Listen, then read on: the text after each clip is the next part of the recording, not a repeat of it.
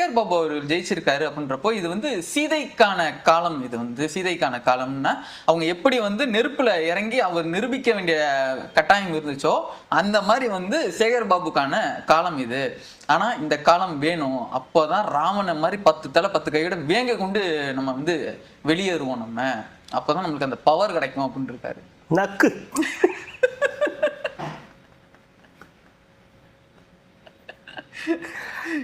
அந்த டைலாக் தான் ஞாபகம் வருது. புனிங்கிருவேன் நீ இல்ல நான் மட்டும் என்ன இருக்குதுன்னா வெட்டி வாங்கிட்டு போ. இல்ல யோசிச்சு பாருங்க, இதெல்லாம் விரும்பலன்னு அவனுக்கு தெரியுது. இப்ப நம்ம நீங்க ஜென்சி கிட்ஸ் அது இதுன்னு பேசுறீங்க. அவர் சொல்லும்போது சேகர் பாபு புடவை கட்டி எப்படி நெருப்புல இறங்கி என்ன பண்ணிருப்பன்ற அளவுக்கு எனக்கு போயிருச்சு.